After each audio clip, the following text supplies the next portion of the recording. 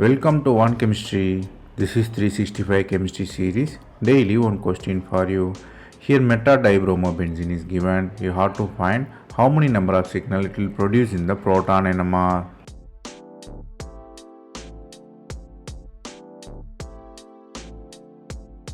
Before finding the number of signal, you have to know is there any mirror plane is there or not. So if you look at it, it has one mirror plane which goes in between the bromine atoms.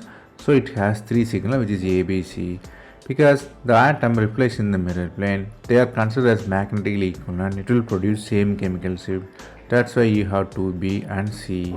The fact you have to know here is more the symmetry, lesser number of the signal.